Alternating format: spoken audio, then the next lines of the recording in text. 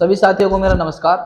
साथियों, एक और मुद्दा बहुत ट्रेंडिंग में चल रहा है जिसका नाम है इनहेरिटेंस टैक्स, जिसे विरासत कर भी कहते हैं, जैसा कि हमारे बोर्ड पर लिखा हुआ है।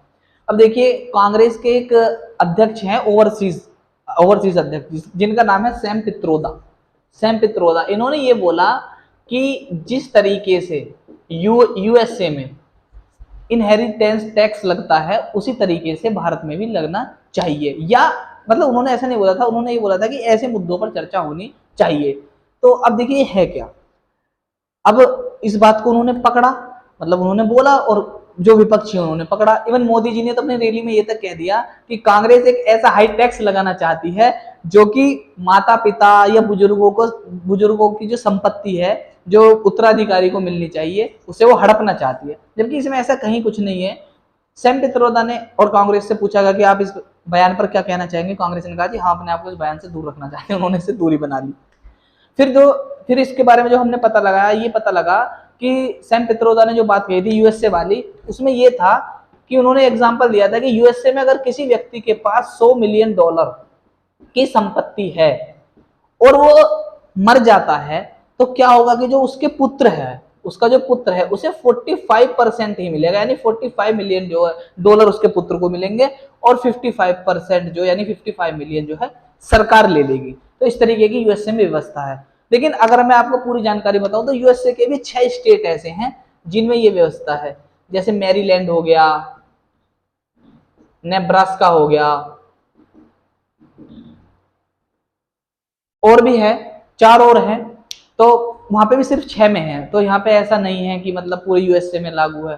तो अब आप एक बात बताइए कि भारत जैसे देश में, हालांकि ऐसा नहीं है, अब चलो मैं आपको ये चीज भी बता देता हूं कि भारत में 1953 में संपत्ति अधिनियम यानी कि संपत्ति एक्ट 1953 के तहत ये व्यवस्था लाई गई थी, और भारत में ये जो है कर लगा दिया गया था। ये लाया इसलिए गया था कि इसका उद्देश्य बताया गया था जब सरकार लाई थी कि लोगों के बीच असमानता कम होगी। वो कैसे कम होगी कि मान लीजिए कोई 100 रुपए कमा रहा, 100 मतलब ये मान लीजिए किसी की 1 लाख रुपए सैलरी है, ठीक है, मतलब 1 लाख रुपए उसके बचे हैं, अपने जोड़े हैं उसने, और उसकी जो है मृत्यु हो जाती है, तो सरकार उसमें कुछ पैसे ले लेगी टैक्स के रूप में, मान लीजिए 55% ही ले लेती है, और 45% जो है उसके बच्चों को दे देती है। तो यानी कि जो गरीब लोग पहले से थे, तो ऐसा नहीं होगा कि 1 लाख की संपत्ति में ही वो आगे ऐड करेगा जो उसका बच्चा है, उत्तराधिकारी है, नहीं, उसे फिर जो 45,000 रुपए मिलेंगे उसमें उसे ऐड करना पड़ेगा। तो असमानता को कम करने का इसका उद्देश्य था जब ये लाया गया था।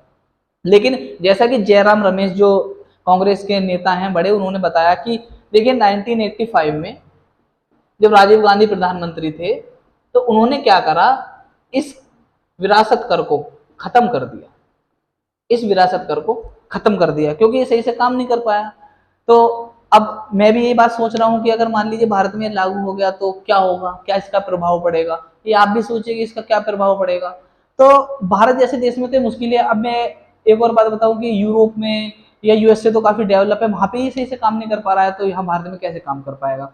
अब जो वैसे भी सब कहते हैं, अच्छा एक बात और है, मोदी जी कहते हैं कि परिवारवाद है, अपनी सत्ता उसको दे दी, अपने बेटे को दे दी, उसको दे दी। अरे भैया, और किसे दें अपनी सत्ता, बांट देगा किसी में भी। अब फिर तुम दूसरी तरफ ये कह रहे हो कि अगर ऐसी कोई पॉलिसी लाना चाह रहा है या ऐसा कोई टैक्स है कोई ला रहा है, तो तुम कह रहे हो कि अपने उत्तराधिकारियों से उसका अधिकार छीनना। अरे इनडायरेक्टली तो तुम यही कह रहे हो ना कि जो चीज जिसके बाप ने कमाई है, जिसकी कमाई अपने बेटे को ही दे।